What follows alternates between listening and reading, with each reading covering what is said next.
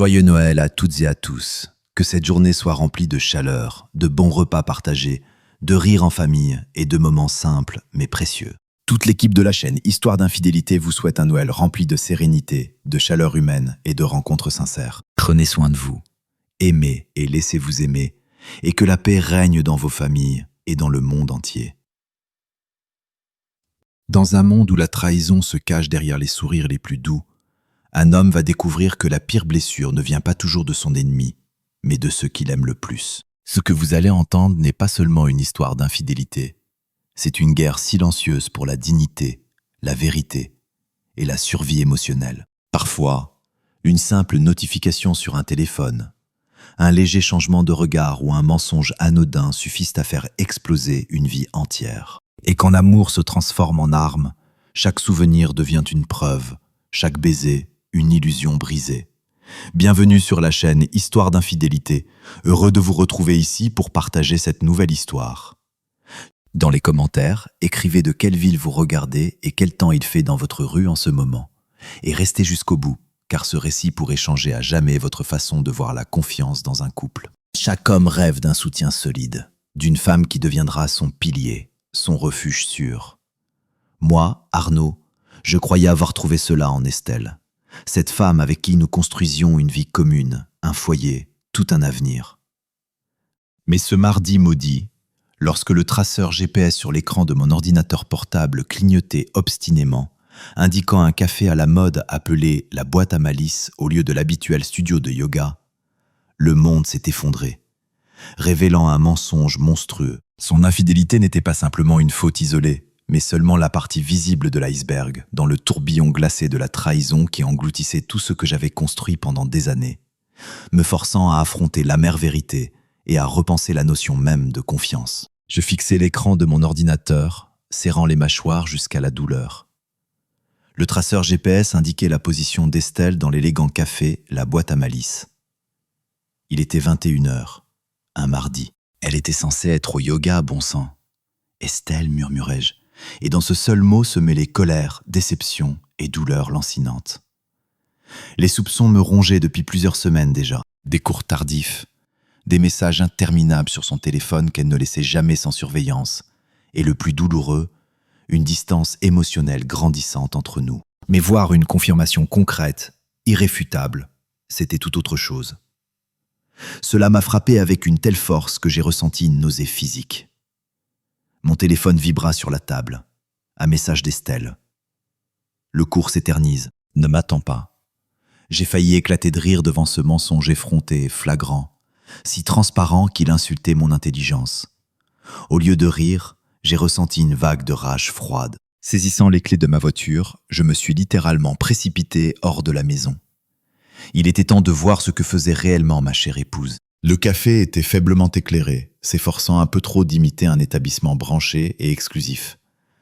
Je me suis garé de l'autre côté de la rue, tentant de rester inaperçu, et j'ai commencé à observer. La voilà, mon Estelle, assise à une table en terrasse, riant, touchant la main d'un homme que je n'avais jamais vu auparavant. Mes doigts serrèrent le volant si fort que mes jointures blanchirent. L'adrénaline bouillonnait dans mon sang, exigeant une confrontation immédiate. Je voulais faire une scène grandiose sur place, tout tiré au clair. Mais la voix de la raison, froide et calculatrice, chuchota « Non, tu as besoin de plus d'informations avant d'agir. » J'ai pris plusieurs photos avec mon téléphone, capturant les preuves de sa trahison, puis je suis rentré chez moi. Ma tête bouillonnait de milliers de questions. Qui était-il? Depuis combien de temps cela durait-il? Et surtout, qu'allais-je faire, bon sang? Dans notre immense maison, pour laquelle j'avais trimé comme un damné, investissant toute mon énergie et mon âme, je me suis servi un whisky. Le liquide brûlant était la seule chose qui me distrayait un peu de l'agonie intérieure. Je me suis retiré dans mon bureau et j'ai commencé mes recherches. Le retrouver sur Internet ne fut pas difficile. Gaëtan Orlac, 32 ans, célébrité locale, instructeur de yoga avec un compte soigneusement élaboré sur un réseau social, rempli de photos torse nu et de citations inspirantes, comme il me semblait alors. Quelle ironie! Je faisais encore défiler son profil lorsqu'Estelle est rentrée. Elle entra d'un pas énergique, comme d'habitude, son sac de yoga en bandoulière. Je levai mon verre de whisky, m'efforçant de garder une expression neutre. « Bonsoir, chérie. Comment était le yoga? Elle hésita une fraction de seconde. Un instant, son assurance vacilla avant qu'elle ne se ressaisisse, enfilant un masque de sérénité. Ah, excellent. Le cours d'aujourd'hui était vraiment intense, répondit-elle, et je retins à peine un sourire ironique. J'imagine, dis-je, gardant une voix impassible. Tu dois être épuisé après de tels efforts. Les yeux d'Estelle se plissèrent légèrement, captant la fine note d'ironie dans mes mots. Qu'est-ce que ça signifie? Je haussai les épaules, sirotant mon whisky. Rien, je fais juste la conversation. Elle me regarda longuement, tentant de déchiffrer mes pensées, puis sembla se détendre. Bon, je suis vraiment fatigué. Je vais prendre une douche et me coucher. Dors bien, dis-je, en la regardant partir. Et ma voix ne contenait pas la moindre douceur. Dès que j'entendis l'eau de la douche couler, je retournai à mes recherches. J'avais besoin de preuves, des preuves irréfutables qui tiendraient devant un tribunal. Parce que, croyez-moi, je ne laisserai jamais Estelle partir avec la moitié de ce que j'avais construit de mes propres mains, par mon travail et ma sueur. Le lendemain matin, j'ai appelé pour prendre rendez-vous avec Patrice Valmont, un détective privé qu'on m'avait chaudement recommandé comme quelqu'un capable des enquêtes les plus subtiles et complexes. Nous nous sommes rencontrés dans un bistrot discret et chaleureux, loin des regards indiscrets, dans un coin reculé de la ville. Patrice était un homme grisonnant d'une 50aine d'années, avec des yeux perçants et vifs qui semblaient ne rien manquer. « Vous voulez des preuves de l'infidélité de votre femme, c'est bien ça ?» demanda-t-il, allant droit au but. « Oui, répondis-je, des preuves concrètes, tout ce qu'il faudra. » Il hocha lentement la tête. Son regard m'étudiait, comme s'il tentait de pénétrer au plus profond de mon âme. « Et que comptez-vous faire de ces preuves une fois que vous les aurez ?» Je soutins son regard sans ciller. « Tout ce qu'il faudra pour me protéger et protéger mes biens. Tout ce qui m'aidera à rétablir la justice. » Un sourire à peine perceptible effleura le visage de Patrice. « Compris, dit-il. Je commence immédiatement. Mais je dois vous prévenir, monsieur Duval. Parfois, ces enquêtes révèlent des résultats tout à fait inattendus. J'espère que vous êtes prêt à ce que je pourrais découvrir. » Je suis prêt à tout, dis-je. Ma voix résonnait d'une détermination inflexible. Donnez-moi simplement ce dont j'ai besoin. Lorsque je sortis du bistrot, mon téléphone vibra. Un message de mon meilleur ami et partenaire commercial, Ludovic. « Un verre ce soir ?» J'hésitai puis répondis. « D'accord, bar La Corde d'Or, 20h. » J'avais besoin de parler à quelqu'un de tout cela, de déverser ce qui me rongeait. Et s'il y avait une personne à qui je pouvais faire confiance, c'était Ludovic. Nous avions traversé trop de choses ensemble pour que je doute de lui. Le bar était bondé lorsque j'arrivais, mais je repérais facilement Ludovic à notre table habituelle au fond de la salle. Il me fit signe de la main, et 2 whisky nous attendaient déjà sur la table. « Tu as une mine de déterré » dit-il lorsque je m'assis. Son visage exprimait une inquiétude sincère. Je ris amèrement. Tout va vraiment mal. Je pris une grande gorgée de whisky, savourant la brûlure dans ma gorge qui étouffait un peu la douleur intérieure. C'est à cause d'Estelle. L'expression de Ludovic devint grave. Que se passe-t-il? Je lui racontai tout. Mes soupçons, la filature devant le café, l'embauche du détective. Il écouta attentivement, les sourcils froncés d'inquiétude. « Bon sang, Arnaud, dit-il lorsque j'eus terminé. Je suis vraiment désolé de ce que tu traverses. Que comptes-tu faire? » Je ne sais pas encore, admis-je, mais je ne la laisserai pas s'en tirer comme ça. J'ai trop travaillé pour qu'elle et son amant me prennent tout. Ludovic hocha lentement la tête, ses yeux emplis de compassion. Sois prudent, d'accord? Ne fais rien d'irréfléchi. Peut-être y a-t-il une explication? Une explication? L'interrompis-je, enflammé par la colère. Quelle explication? Elle me ment en face. Elle me retrouve en cachette dans mon dos. Il leva les mains dans un geste d'apaisement. Je dis simplement « Attends d'avoir tous les faits avant de prendre des décisions importantes. Tu risques de perdre beaucoup, Arnaud. » Je respirais profondément, me forçant à me calmer, tentant d'apaiser la rage bouillonnante. « Tu as raison, je le sais. C'est juste que je n'arrive pas à croire qu'elle m'ait fait ça après tout ce que nous avons vécu ensemble. » Ludovic se pencha par-dessus la table, posant sa main sur mon épaule. « Quoi qu'il arrive, je te couvre. Tu le sais, n'est-ce pas ?» Je souris faiblement. « Oui, je le sais. Merci, mon vieux. » En rentrant chez moi cette nuit-là, je répétais les mots de Ludovic. « Sois prudent, ne fais rien d'irréfléchi. » Mais chaque jour, à chaque nouveau mensonge d'Estelle, À chaque regard plein de faux semblants, je sentais que je perdais le contrôle, que la colère remontait toujours plus près de la surface. Quelque chose devait se produire. Et bientôt. La semaine suivante passa dans un tourbillon de soupçons et de sentiments de trahison à peine contenus. Patrice m'envoyait régulièrement des mises à jour, chacune confirmant mes pires craintes. De plus en plus de cours de yoga qui n'étaient pas secrets, mais qui se terminaient toujours par des rencontres dans des cafés discrets et des parcs. Enfin, il m'envoya le message que j'attendais, tout en le redoutant. « J'ai tout ce qu'il vous faut. Retrouvons-nous au coin chaleureux. » Je mentis au travail en disant que je partais plus tôt et je fonçais au rendez-vous avec Patrice. Il m'attendait dans un coin, à une table. Sur la table reposait une épaisse enveloppe de papier kraft, volumineuse et sinistre. « Tout est là, dit-il, sans entrer dans les détails lorsque je m'assis. Photos, vidéos, enregistrements téléphoniques. Votre femme trompe avec ce Gaëtan depuis au moins 3 mois. » Je tendis la main vers l'enveloppe, les doigts tremblants, mais Patrice m'arrêta. « Êtes-vous sûr de vouloir voir ça ?» demanda-t-il d'un ton sérieux. Son regard était pénétrant et triste. « Une fois que vous aurez vu, il n'y aura plus de retour en arrière. Plus de marche arrière possible. » Je soutins son regard. « J'en suis sûr », prononçai-je fermement, malgré le tremblement dans ma voix. Il hocha la tête et me tendit l'enveloppe. Je l'ouvris, me préparant à ce que j'allais voir, mais rien n'aurait pu me préparer à un tel coup. La première photographie me frappa comme un coup de poing dans le ventre.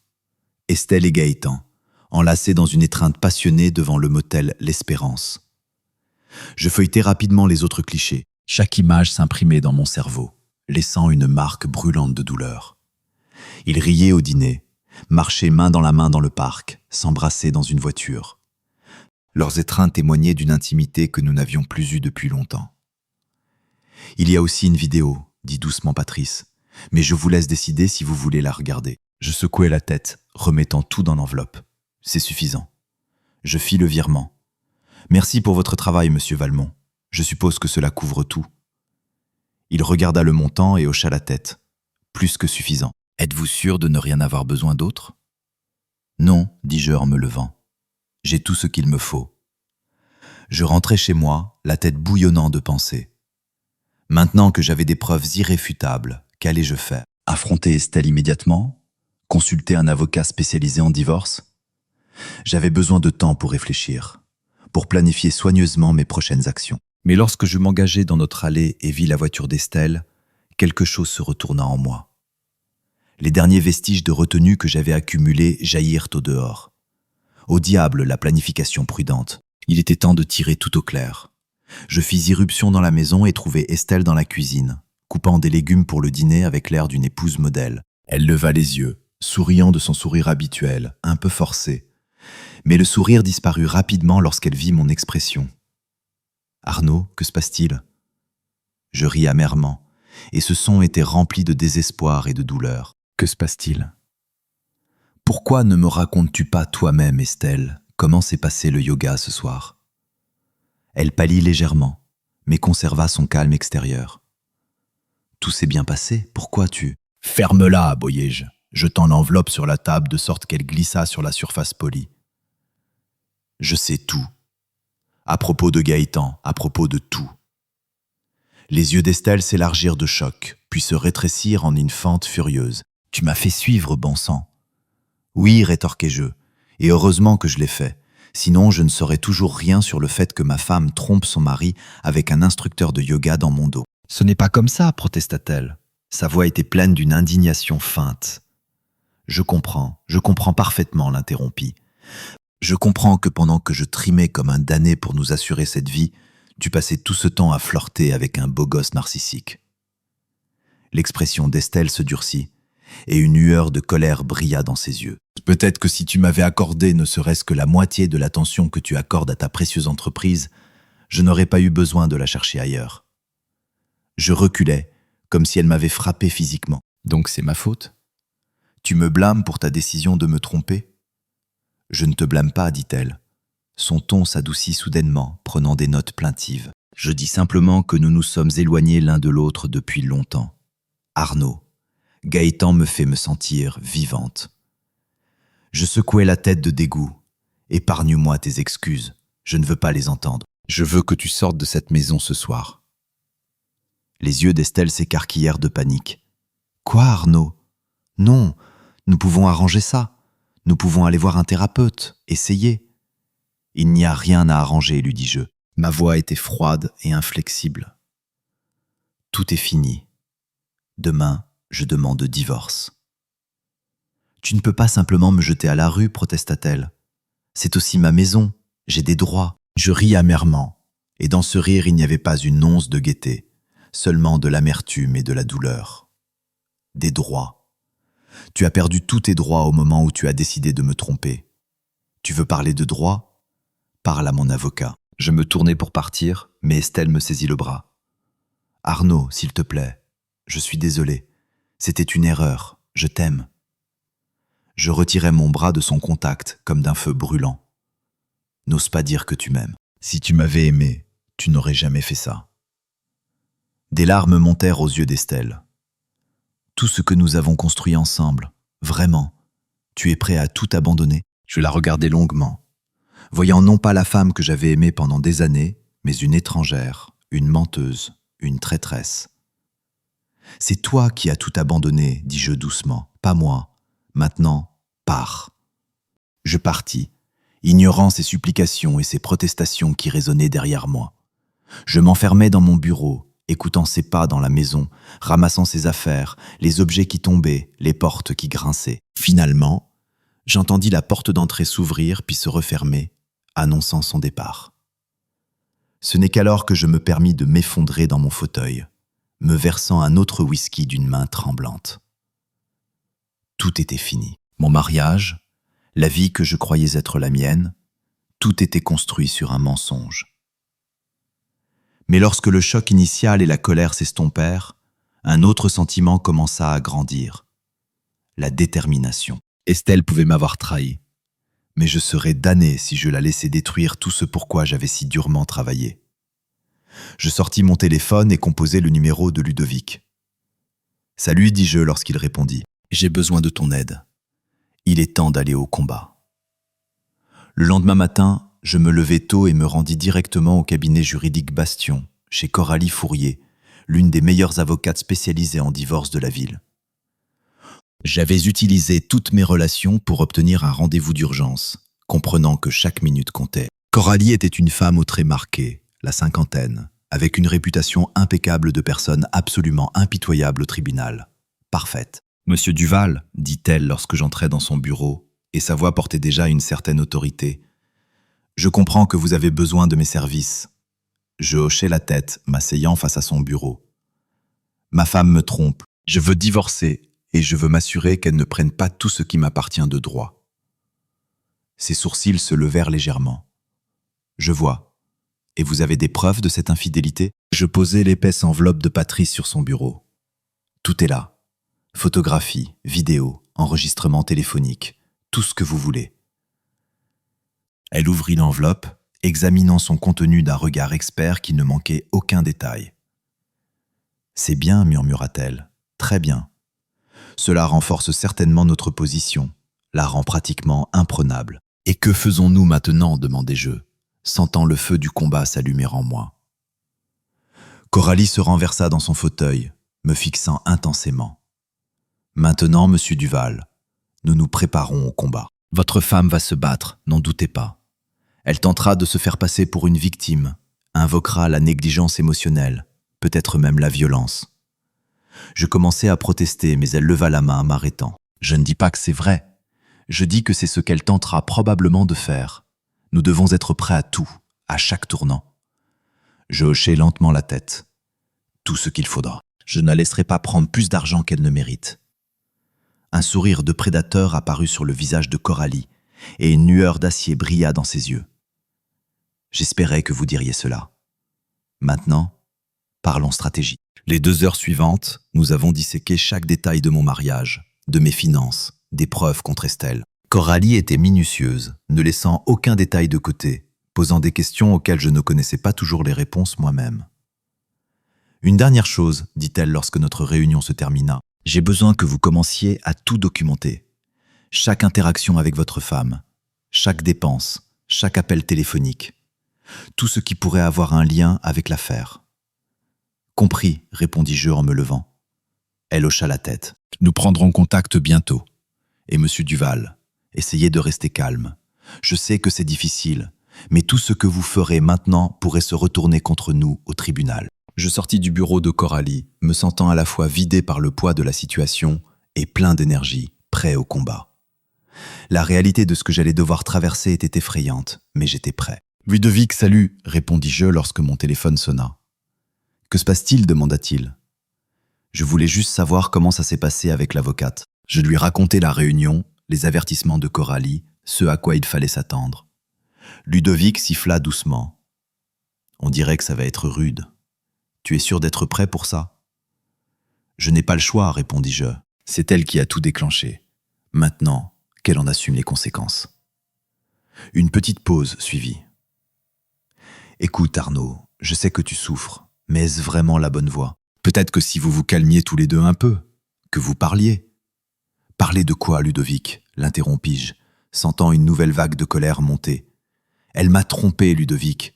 Elle m'a menti en face pendant des mois. C'est terminé. » Il soupira. « D'accord, mon vieux. C'est juste que je n'aime pas que tout se termine comme ça. Mais je te couvre, quoi qu'il arrive. »« Je sais, dis-je, ma voix s'adoucit un peu. Merci, mon ami. » Lorsque je raccrochai, une ombre de doute traversa mon esprit. N'avais-je pas été trop précipité, trop dur? Mais ensuite, je me souvins des photographies, des mensonges d'Estelle et de son expression lorsque je l'avais démasquée. Non, c'était le seul chemin possible. J'arrivai au bureau, tentant de me concentrer sur le travail, y investissant tout ce que j'avais. L'idée qu'Estelle tente de prendre ne serait-ce qu'une partie de tout cela faisait bouillir mon sang de rage. Ma assistante, Sophie, jeta un coup d'œil depuis la porte. « C'est l'heure du déjeuner, monsieur Duval. Votre femme est là, elle veut vous voir. » Je me raidis, puis me forçai à me détendre en filant un masque de calme. « Faites-la entrer. » Estelle entra, l'air pâle et épuisé. Son apparence habituellement impeccable avait disparu, remplacée par le désarroi et le désespoir. « Bonjour, Arnaud, dit-elle doucement. Nous devons parler. » Je me renversai dans mon fauteuil, gardant une expression neutre. Il me semble que nous nous sommes tout dit hier soir. Elle secoua la tête, faisant un pas de plus. Non, s'il te plaît, écoute-moi juste. Ce que j'ai fait, c'était une terrible erreur, je le sais. Mais notre mariage ne doit pas se terminer à cause d'une décision stupide. Je ris amèrement, et ce rire était plein d'amertume et de désespoir. Une décision stupide, Estelle. Tu m'as menti pendant des mois. Tu me rencontrais en secret. Ce n'est pas une décision. C'est une trahison réfléchie. Je sais, dit-elle, et j'entendis les larmes monter dans sa voix. Mais nous communiquerons par l'intermédiaire de nos avocats à partir de maintenant, l'interrompis-je froidement. Arnaud, s'il te plaît, commença-t-elle, mais je la coupai. C'est terminé, dis-je d'une voix basse, ne laissant aucune place à la discussion. Estelle tressaillit, se retourna et sortit précipitamment du bureau. Je me renversai dans mon fauteuil, prenant de profondes respirations pour me calmer. Je ne pouvais pas la laisser m'influencer. Je devais rester concentré, fort. Mon téléphone vibra. Un message de Patrice. Information supplémentaire obtenue. Ce soir, au lieu habituel, à 20h. Je répondis rapidement. D'accord. Le reste de la journée, je m'enfonçai dans le travail, tentant d'étouffer la douleur constante dans ma poitrine qui ne me lâchait pas une minute. Au moment où je quittais le bureau, j'étais épuisé mais déterminé. Patrice m'attendait à notre table habituelle au fond du bar faiblement éclairé. Il hocha la tête lorsque je m'assis en face de lui, son regard sérieux. « Qu'avez-vous » demandai-je sans préambule, sentant la tension monter en moi. Patrice se pencha en avant, baissant la voix jusqu'à un murmure à peine audible. « Pire que ce que nous pensions, Arnaud. Votre femme et ce Gaëtan, ils complotent quelque chose. » Mon cœur fit un bond. « Que voulez-vous dire ?»« J'ai surveillé leur correspondance, dit Patrice. Ils parlent de vous piéger, peut-être pour violence conjugale, quelque chose qui pourrait vous détruire socialement et financièrement. » Je serrai le poing sous la table, sentant le sang affluer à mes tempes. Ces salauds. Patrice hocha la tête, glissant une clé USB sur la table. Tout est là. Messages, courriels, conversations enregistrées.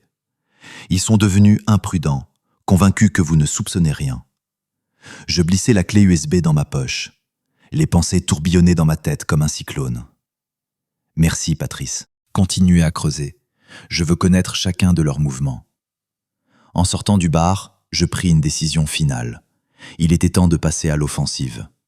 Estelle et son amant pensaient pouvoir me détruire. Ils n'avaient aucune idée à qui ils avaient affaire. Le matin, j'appelai Coralie. « J'ai besoin d'agir plus rapidement, dis-je sans perdre une seconde.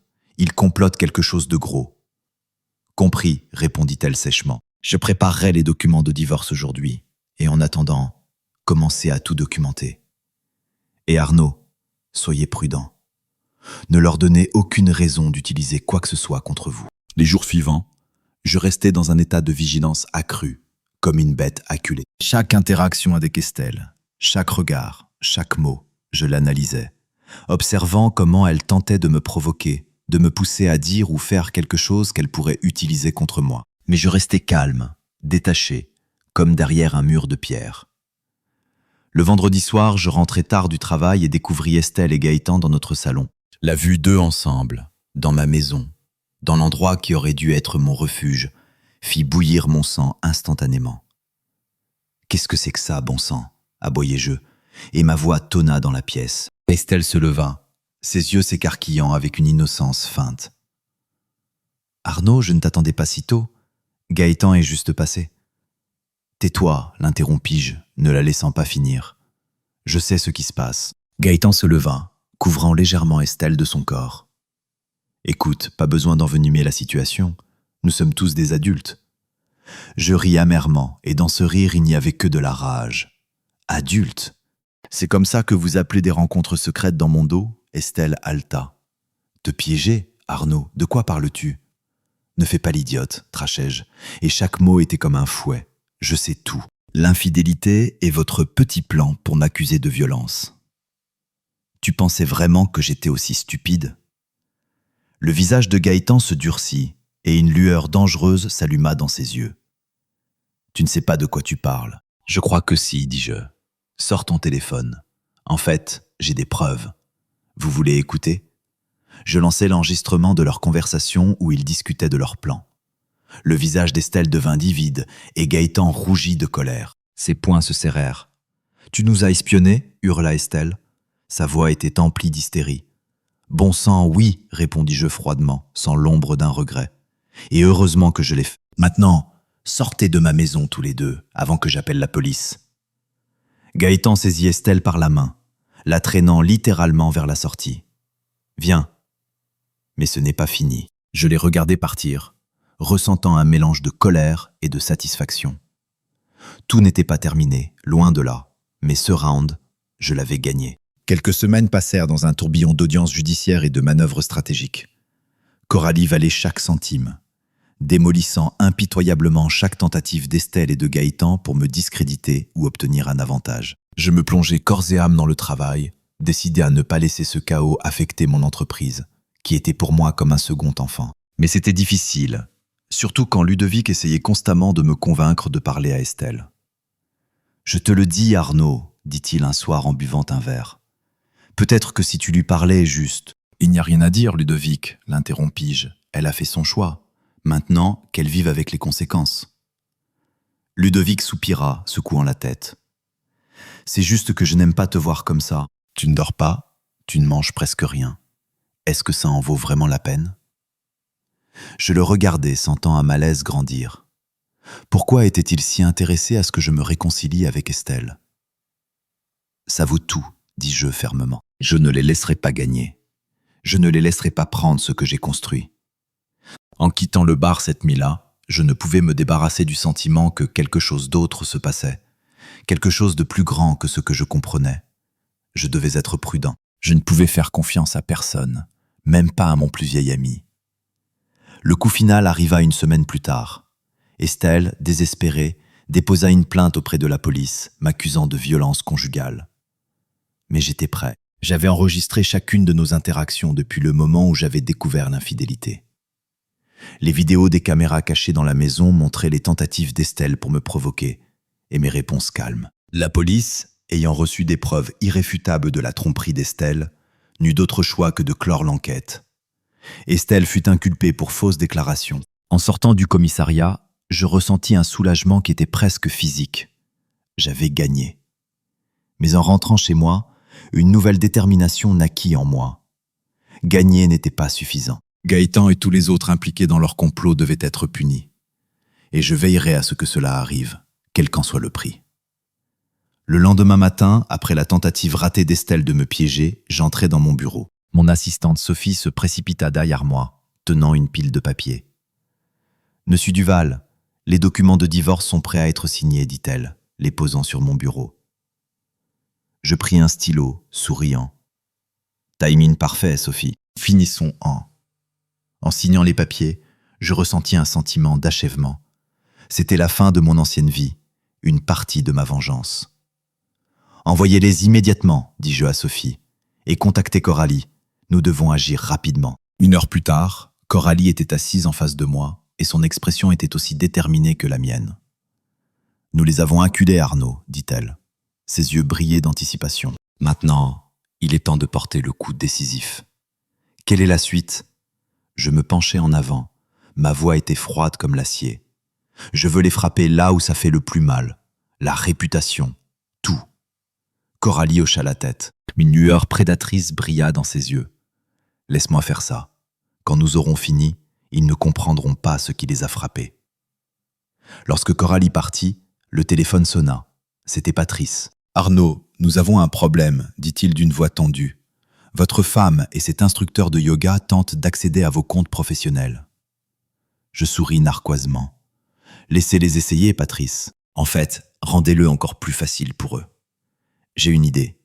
Les jours suivants, je mis mon plan en action avec l'aide de notre équipe informatique. Nous avons créé une série de comptes fictifs, les faisant paraître comme s'ils contenaient des fonds considérables. Puis nous avons attendu. Pas longtemps.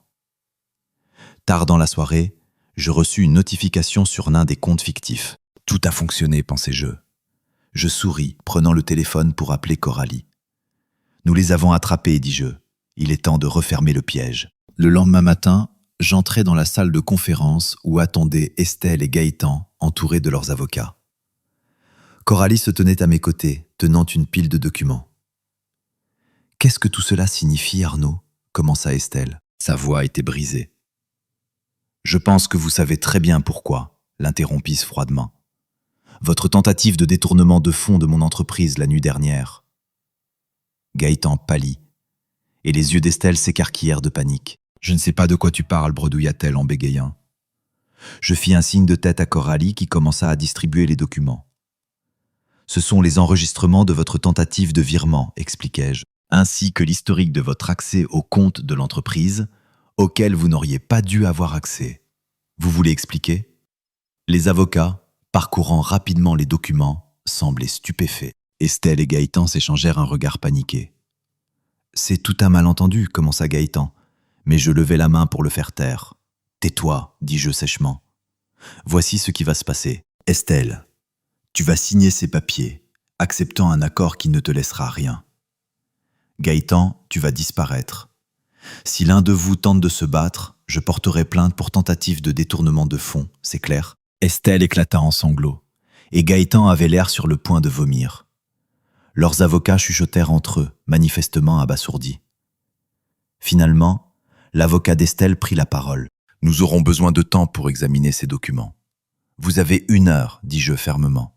Je vous conseille de l'utiliser sagement. » Lorsqu'ils sortirent, je me tournai vers Coralie. « Assure-toi que tout reste discret. Je veux que ce soit terminé d'ici la fin de la journée. » Coralie hocha la tête. Un sourire satisfait apparut sur son visage. « Ne t'inquiète pas, Arnaud, ils n'ont aucune chance. » Et effectivement, le soir venu, le divorce était finalisé. Estelle était partie sans rien, et Gaëtan avait disparu. Sa réputation était détruite et sa carrière probablement terminée. J'aurais dû me sentir victorieux, mais à la place, je ressentais un vide. Quelque chose n'allait toujours pas. Ce sentiment se confirma le lendemain lorsque Patrice m'appela. « Arnaud, vous n'allez pas le croire, dit-il d'une voix tendue. J'ai découvert quelque chose de gros. C'est à propos de Ludovic. » Mon cœur se serra. À propos de Ludovic, il était impliqué depuis le début, dit Patrice. Il aidait Estelle et Gaëtan. Et il y a autre chose. Il détournait les fonds de votre entreprise depuis des années. Ludovic, mon partenaire commercial, mon meilleur ami. Je ne pouvais pas le croire. Je ne voulais pas y croire.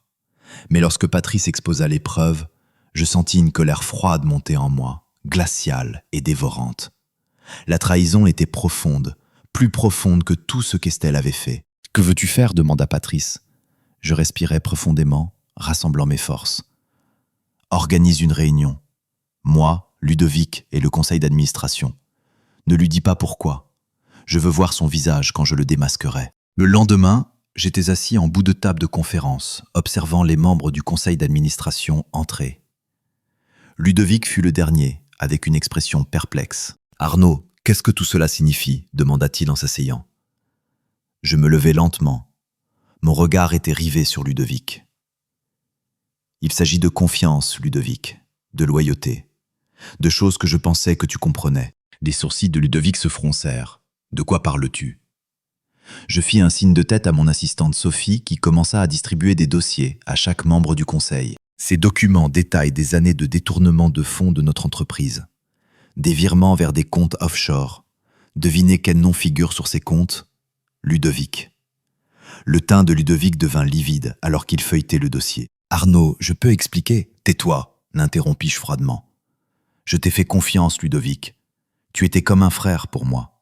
Et tout ce temps, dans mon dos, tu étais de mèche avec ma femme, complotant pour me détruire. » Les membres du conseil chuchotèrent sous le choc, regardant Ludovic avec un mélange de colère et de dégoût. Ludovic se leva, les yeux fous, emplis de désespoir. « Tu ne comprends pas, Arnaud. Je n'avais pas le choix. Estelle, elle... »« Tais-toi, » répétai-je d'un ton glacial. « Tu as fini ici, Ludovic. Le conseil votera pour ton licenciement immédiat. Et ensuite tu auras des nouvelles de mes avocats. » La sécurité escorta Ludovic, qui protestait, hors de la salle. Je me tournai vers le conseil. « Je m'excuse pour cet incident désagréable. Je vous assure que des mesures sont prises pour récupérer les fonds volés et empêcher de telles situations à l'avenir. » La séance fut levée et je me retirai dans mon bureau, me sentant vidé. La trahison semblait sans fin. Y avait-il quelqu'un à qui je pouvais faire confiance ? Mon téléphone vibra. Un message d'un numéro inconnu. « Nous devons parler d'Estelle, de Ludovic et de la vérité que vous ne connaissez pas encore. » Je fixai le message, ressentant un mélange de curiosité et de lassitude. Qui cela pouvait-il être ? Et de quelle vérité parlait-il ? En réfléchissant à mes prochaines actions, je ne pouvais me débarrasser du sentiment que tout cela était loin d'être terminé. Le jeu avait changé, les enjeux avaient augmenté, mais j'étais prêt. Quoi qu'il arrive ensuite, je l'affronterai de face, car une chose était claire. Dans ce monde de mensonges et de trahisons, la seule personne sur qui je pouvais vraiment compter, c'était moi-même. J'étais assis dans mon bureau, fixant le message sur mon téléphone. La rencontre avec Kevin Leroux, le journaliste qui s'était fait passer pour Gaëtan, était prévue pour midi.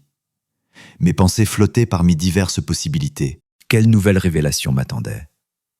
Exactement à midi, mon assistante Sophie fit entrer dans mon bureau un homme que je reconnus à peine. Au lieu de l'instructeur de yoga désinvolte, se tenait devant moi un journaliste professionnel et austère, en costume strict. « Monsieur Duval, » dit Kevin en tendant la main. « Merci d'avoir accepté de me rencontrer. »« Épargnons-nous les politesses, monsieur Leroux, » dis-je en lui serrant fermement la main. « Vous avez dit que vous aviez des informations pour moi. » Il hocha la tête, s'asseyant en face de moi. « J'enquête sur la corruption et l'infidélité parmi l'élite de la ville depuis plusieurs mois. Votre femme et Ludovic n'étaient que la partie visible de l'iceberg. Et vous avez décidé que faire semblant d'être son amant était la meilleure façon d'obtenir des informations, demandai-je d'un ton glacial, sentant une nouvelle vague d'indignation bouillonner en moi. Ce n'était pas mon premier choix, admit-il, mais cela s'est avéré efficace. J'ai découvert un réseau de tromperies qui s'étend bien au-delà de votre situation personnelle. Je vous écoute, dis-je, en me renversant dans mon fauteuil, tentant de garder mon calme. Kevin sortit un dossier épais. Je suis prêt à vous fournir les droits exclusifs sur mon histoire. En échange, je veux votre protection contre d'éventuelles représailles. Pourquoi moi ? Demandai-je avec suspicion dans la voix, ne comprenant pas ses motivations. Parce que vous n'êtes pas du mauvais côté, monsieur Duval, répondit-il. Son regard était direct et honnête. Et parce que vous avez les ressources et l'influence pour vous assurer que cette histoire voit le jour. Vous êtes une victime dans cette affaire, pas un criminel. Je réfléchis longuement à sa proposition, pesant le pour et le contre. À une condition, dis-je finalement. L'article se concentrera principalement sur la trahison d'Estelle et de Ludovic, ainsi que sur le réseau plus large de corruption. Kevin hésita, puis hocha la tête. D'accord. Nous avons passé les heures suivantes à disséquer les détails. Au moment où Kevin partit, j'avais une idée claire de la profondeur de la corruption dans notre cercle social, et je savais comment j'allais utiliser cette information. Le lendemain matin, je convoquai une réunion d'urgence du conseil d'administration. Sur leurs visages se lisait confusion et une certaine méfiance. « Messieurs, commençai-je lorsque tout le monde fut assis, je vous ai réunis ici parce que nous avons une situation qui nécessite une action immédiate. » J'exposai les grandes lignes de l'enquête de Kevin, observant le choc et l'incrédulité se répandre dans la salle. « Monsieur Duval, » balbutia l'un des membres du conseil, « vous dites que notre entreprise a été involontairement impliquée dans ces activités ?»« Oui, hochai-je la tête, grâce aux actions de Ludovic. Mais nous avons une opportunité, une chance de devancer cette histoire et de nous présenter comme des victimes et non comme des coupables. » Un autre membre du conseil se pencha en avant. « Que proposez-vous » ? « Une transparence totale, dis-je. Nous coopérons pleinement avec l'enquête.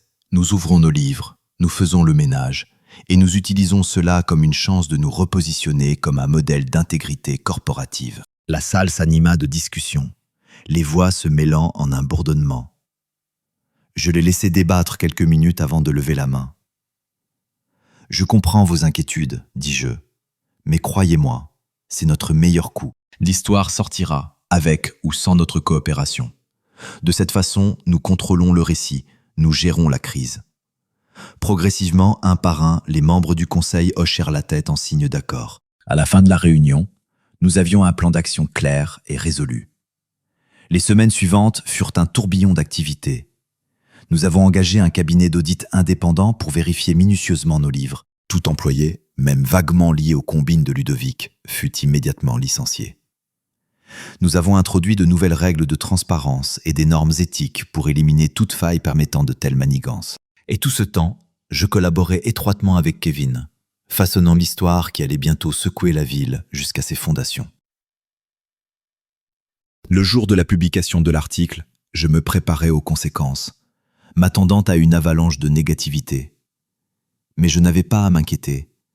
La réaction du public fut extrêmement favorable. Mon téléphone exposait d'appels de clients et de partenaires commerciaux exprimant leur soutien et leur admiration pour notre approche transparente de la situation. Le cours de nos actions, qui avait initialement légèrement chuté, se rétablit plus fort que jamais, signalant la confiance du marché.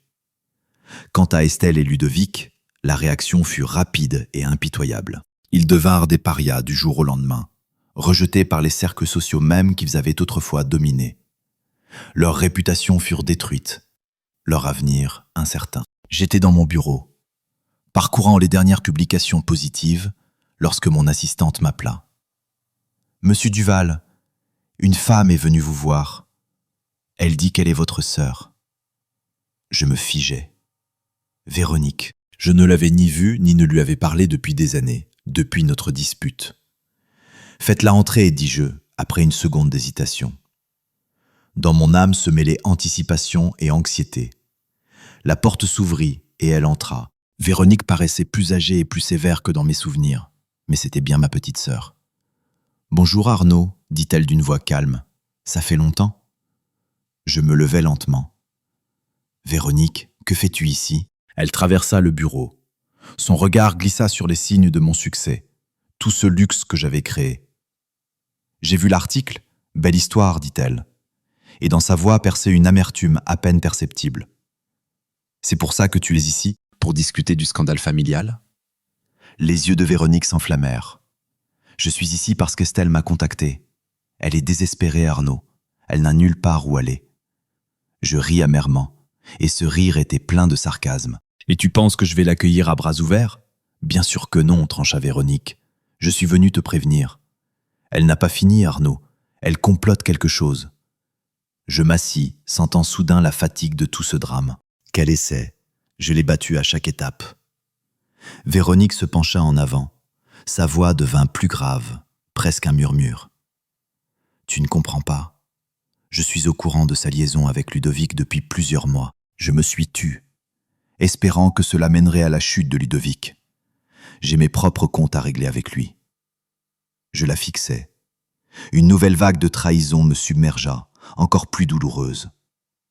Tu savais tout ce temps et tu n'as rien dit. Véronique baissa la tête avec dépit. J'ai eu tort. Je le comprends maintenant. Mais Arnaud, il y a encore quelque chose dans cette histoire que tu ne sais pas. À ce moment, mon téléphone vibra. Un message d'un numéro inconnu. Rendez-vous maintenant, votre bureau. Il est temps pour la vérité. Je montrai le message à Véronique. Son visage pâlit. C'est Estelle. Elle se dirige ici. Parfait, dis-je, ressentant une montée de nouvelle énergie. Il est temps d'en finir une fois pour toutes. Quelques minutes plus tard, Estelle fit irruption dans mon bureau. Ludovic la suivait. Ils avaient tous deux l'air épuisés, délabrés, brisés. Arnaud, commença Estelle, sa voix tremblant de désespoir. Tais-toi, l'interrompis-je. Je ne veux plus entendre tes mensonges. Ce ne sont pas des mensonges, intervint Ludovic. Son regard était éteint. Il y a quelque chose que tu dois savoir. Véronique s'avança. Laisse-les parler, Arnaud. Il me semble que nous avons tous besoin d'entendre cela. Je les regardais tous les trois. Ces gens qui m'avaient si profondément trahi, causant une douleur insupportable. Une partie de moi voulait les jeter dehors, en finir avec tout cela maintenant. Mais la plus grande partie avait besoin de réponses, de la vérité finale. D'accord, dis-je froidement. Parlez. S'ensuivit un réseau enchevêtré de révélations. Ils racontèrent de vieilles rancunes oubliées et des complots secrets, des événements survenus il y a de nombreuses années qui avaient conduit à ma brouille avec Véronique. Estelle admit que son intérêt initial pour moi était purement financier, mais affirma qu'avec le temps, elle m'avait aimé, bien qu'elle ait réalisé son erreur trop tard. Ludovic, paraissant plus brisé que je ne l'avais jamais vu, révéla toute l'étendue de ses détournements et manipulations, avoua le chantage et la bassesse. Pendant qu'il parlait, je ressentais un calme étrange, presque une sérénité. Ces gens que j'avais autrefois aimés et en qui j'avais eu confiance m'avaient causé tant de douleur, tant de souffrance. Mais assis ici, à écouter leurs excuses pathétiques, leurs tentatives d'expliquer l'inexplicable, je compris quelque chose de bien plus important. J'étais libre. Libre de la manipulation d'Estelle, de l'amitié mensongère de Ludovic, du poids des rancœurs non exprimées de Véronique. J'étais libre de cette toile toxique de mensonges. Ils me regardèrent avec attente, attendant ma réaction, mon pardon peut-être. Je me levai lentement, mon regard glissa de l'un à l'autre. « C'est tout ?» demandai-je d'une voix sans émotion. Estelle s'avança, les larmes coulant sur ses joues. « Arnaud, s'il te plaît, nous pouvons recommencer. Je sais que je t'ai fait du mal. »« Non, dis-je fermement, nous ne pouvons pas recommencer. Il n'y a plus de nous, Estelle. Il n'y en a plus depuis longtemps. » Je me tournai vers Ludovic. « Tu étais mon meilleur ami. Je te confiais tout. Et voilà comment tu as remboursé cette confiance. » Ludovic ouvrit la bouche pour répondre, mais je levai la main. « Non. Il n'y a rien que tu puisses dire pour arranger cela. » Je regardai Véronique.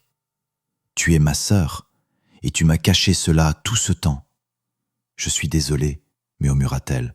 « Je pensais te protéger. » Je secouai la tête. « Tu te protégeais toi-même, Véronique, comme toujours. » Je m'approchai de la porte du bureau et l'ouvris. « Je veux que vous sortiez tous de mon bureau, de mon entreprise, de ma vie. »« Arnaud, supplia Estelle, ne fais pas ça. » Je croisai son regard. « C'est déjà fait. Adieu, Estelle. » Un par un, ils sortirent. Lorsque Véronique passa devant moi, elle s'arrêta. « Que vas-tu faire maintenant ?» demanda-t-elle doucement. Et dans sa voix résonnait une tristesse authentique. Je la regardais, ressentant un mélange de tristesse et de détermination. « Je vais vivre ma vie selon mes propres conditions, sans vous, sans toute cette fanfaronnade. » La porte se referma derrière eux et je restai seul. Mais pour la première fois depuis de nombreux mois, je ressentis une véritable paix, une légèreté, comme si un fardeau insupportable était tombé de mes épaules. La semaine suivante, je me plongeais dans le travail avec une énergie redoublée. L'entreprise prospérait sous ma direction. Notre réputation d'intégrité attirait de nouveaux clients et partenaires, renforçant notre position sur le marché. Un jour ensoleillé, je me promenais dans un square tranquille de la ville, profitant de la fraîcheur printanière et du chant des oiseaux. En marchant le long du sentier, je heurtai accidentellement quelqu'un. « Oh, excusez-moi » dit une voix féminine. Je levai les yeux et vis des yeux bienveillants et un sourire chaleureux. « Non, c'est ma faute » répondis-je en lui rendant son sourire. Je ne regardais pas où j'allais. Nous avons engagé la conversation, et avant que je ne m'en rende compte, 1 heure s'était écoulée. Elle s'appelait Sophie, et elle était étonnamment honnête, simple et ouverte. Lorsque nous nous sommes séparés, je ressentis quelque chose que je n'avais pas éprouvé depuis très longtemps. L'espoir. Je ne savais pas ce que l'avenir me réservait, mais pour la première fois depuis longtemps, je l'attendais avec impatience. Plus tard, ce jour-là, debout dans mon bureau et regardant la ville que j'avais aidé à construire, je sentis la sérénité m'envahir. J'avais beaucoup perdu, c'est vrai. Mon mariage, mon ami, ma sœur. Tout cela appartenait au passé, comme une étape douloureuse mais franchie. Mais j'avais gagné quelque chose de bien plus précieux. Je m'étais retrouvé moi-même. J'avais trouvé la vraie liberté et compris que mon bonheur ne dépendait désormais que de moi. Et c'était le plus grand des cadeaux. Joyeux Noël à toutes et à tous.